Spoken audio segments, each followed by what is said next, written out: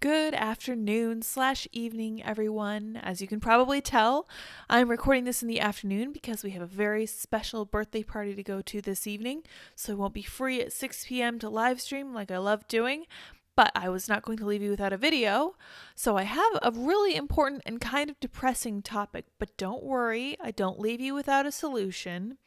It's just a little bit unsettling. So we're going to get into it kind of slowly. We're going to look at a few different cases in which Facebook is being sued for sharing data. And then we're going to look at a collusion between a state government and Google. And then we're going to revisit the leaked documents outlining the DHS's involvement with big tech. And finally, we're going to close with the Heritage Foundation's solution for some of these problems, because it's really hard to see a solution moving forward between these big companies and their role in the US government. So let's just get right into it. We're going to read a couple of these articles about these healthcare systems. This is from the News and Observer, which I believe is down in North Carolina. WakeMed sued again for sharing protected health information with Facebook. How did they do that, you ask? Isn't that a strange thing for them to do?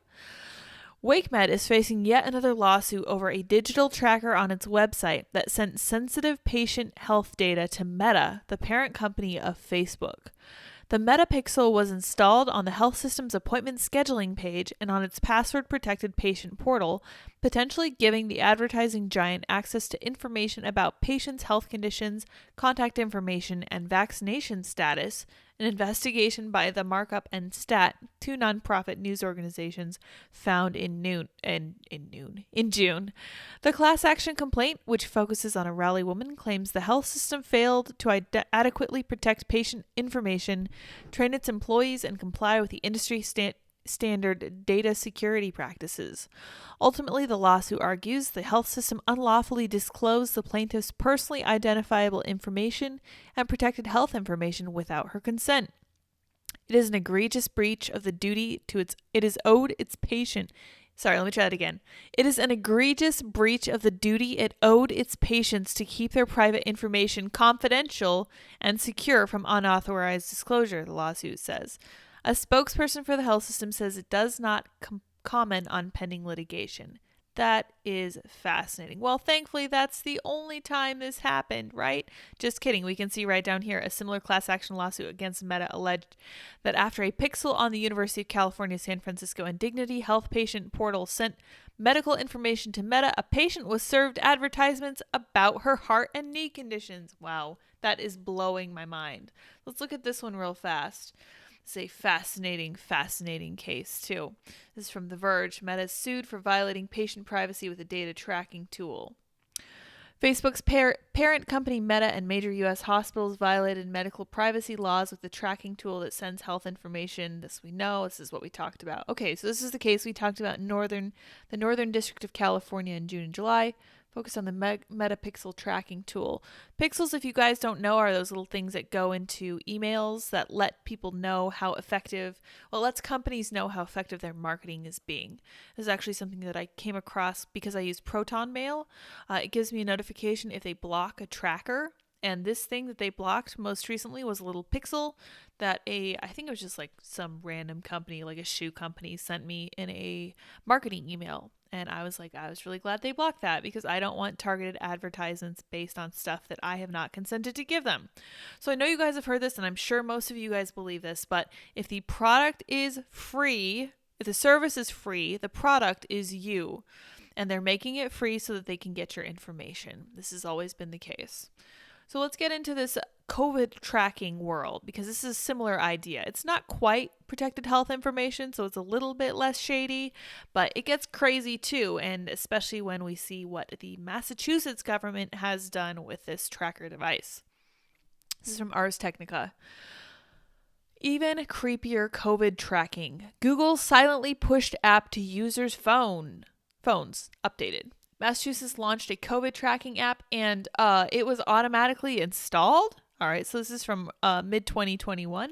Let's read about Mass Notify, the COVID-19 exposure notification app that Massachusetts put together. Over the weekend, Google and the state of Massachusetts managed to make a creepy COVID tracking apps even creepier by automatically installing them on people's Android phones. Numerous reports on Reddit, Hacker News, and in-app reviews claim that Mass Notify, Massachusetts COVID tracking app, silently installed on their Android devices without user consent. So that's interesting. It was installed without their knowledge or consent. How did they make this happen? Google gave the following statement to 9 to 5 Google, and the company does not deny silently installing the app. Fascinating. We have been working with the Massachusetts Department of Public Health to allow users to activate the exposure notification system directly from their Android phone settings. This functionality is built into the device settings and is automatically distributed by the Google Play Store, so users don't have to download a separate app. COVID-19 exposure notifications are enabled only if a user proactively turns it on. Sure. Users decide whether to enable their functionality and whether to share information through the system to help warn others of possible exposure. I don't believe that for a minute. Google's statement doesn't really address the issue of auto-installing an app without asking.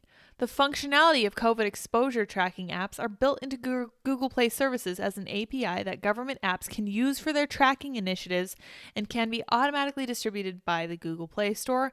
Forgive me for not remembering what API stands for. Andy told me just the other day and I don't remember.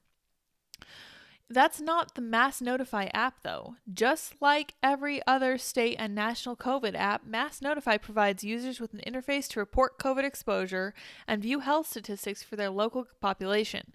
If all these users accidentally opted in to COVID tracking and forgot, we'd expect a statement from Google to outright deny an automatic app rollout. They're right. That's not what we got. Google's statement does not deny the silent install, though, and instead only says COVID tracking is not enabled unless users turn it on. That is so fascinating. Let's talk about this, because this is actually a lawsuit, a class action lawsuit that people are bringing against the state of Massachusetts. Massachusetts health officials worked with Google to covertly install COVID spyware onto 1 million phones, lawsuit claims. Class action suit claims the Massachusetts government installed spyware without their owner's permission and awareness. That is so interesting. How did they do that? They surely got a leg up from Google. Let's see how exactly they made this happen.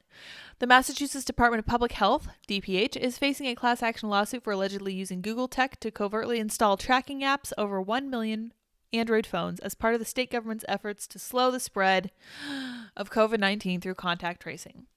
In a lawsuit filed Tuesday, the New Civil Liberties Alliance, a nonpartisan civil rights firm, accused the Bay State's health department of, quote, brazen disregard for civil liberties by installing, quote, spyware that deliberately tracks and records movement and personal contacts onto over 1 million mobile devices without their owner's permission and awareness.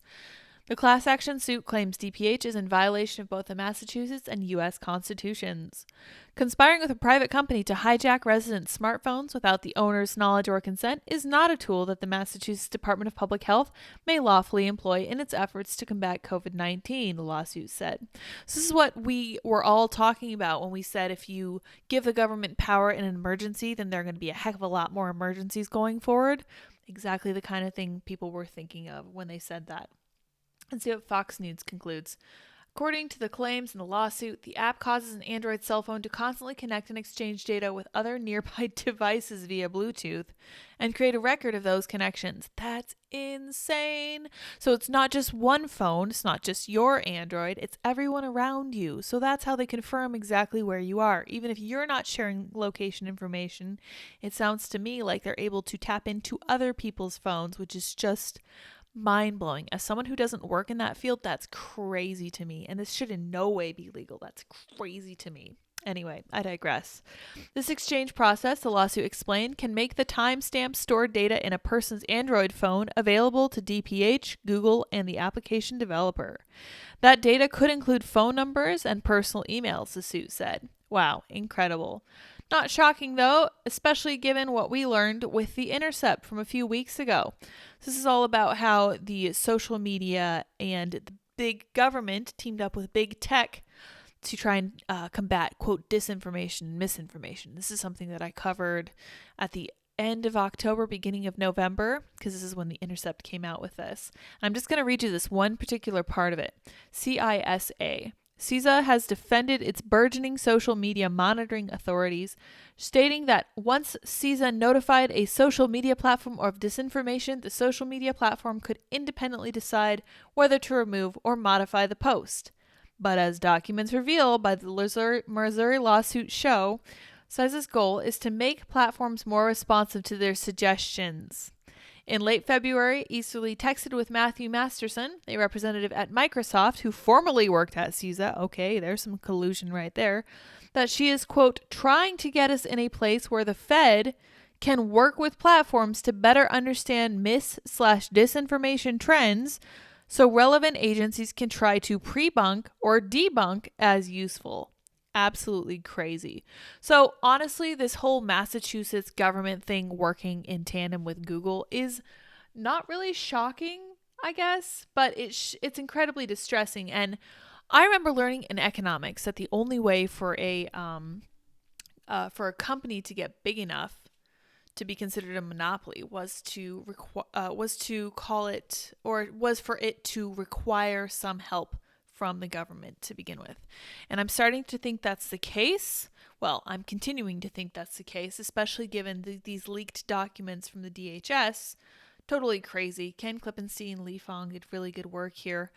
You guys should read this article if you have not already. But this just looks like classic monopoly stuff, and this would be like big tech antitrust stuff if any of that were ever effective. And I don't believe it is. I don't think that anybody and none of our politicians have the right approach to dealing with antitrust stuff, but that's not my wheelhouse, so I tend to not talk too much about that. However, the Heritage Foundation actually did a pretty good piece about this because Carla, who I tried to get on Timcast IRL when I was still there, she wasn't able to join us, but she talked about this in front of Congress, I believe. So this is her testimony about technology. It's called Holding Big Tech Accountable, Targeted Reforms to Tech's Legal Immunity. We're going to read her opener, and then we're going to talk specifically about this information that she shares to try to hold them more accountable and how she thinks would be best to do that, because I don't believe that putting a governmental organization in charge of this big tech stuff is going to fix the problem since it's so clearly embedded together. So Kara says social media companies were ostensibly created to democratize access to information and give ordinary citizens a voice in the public square. Today, reality has proven much different. Actions taken by Facebook and other big tech companies like Google and Twitter in the past 2 years demonstrate a marked departure from these values. Special privileges from the government in the form of immunity from civil liability under Section 230 of the 1996 Communications Decency Act enable the betrayal of these values.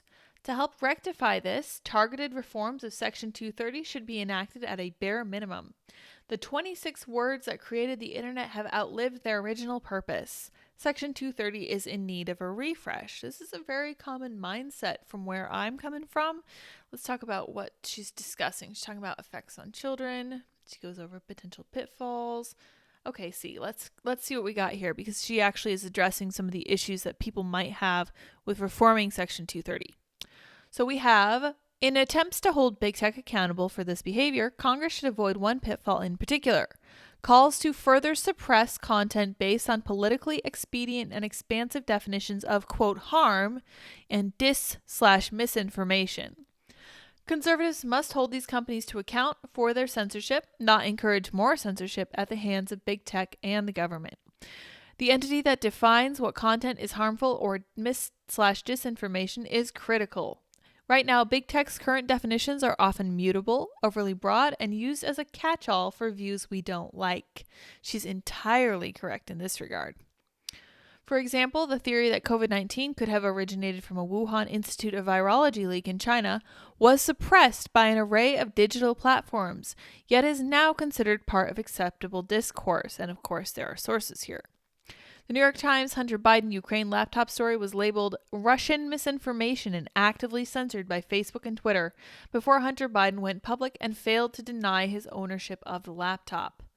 Fascinating. So let's see what her way forward is. What is her solution?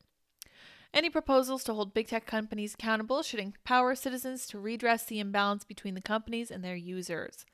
At minimum, Congress should use the First Amendment as the standard from which all Section 230 reforms flow. Oh, 100%. Completely agree. American lawmakers have a duty to protect and defend the inalienable rights given to us by God and enshrined in our constitutions by the founders. Rights to include free speech that specific tech companies, in conjunction with the government, are actively and deliberately eroding.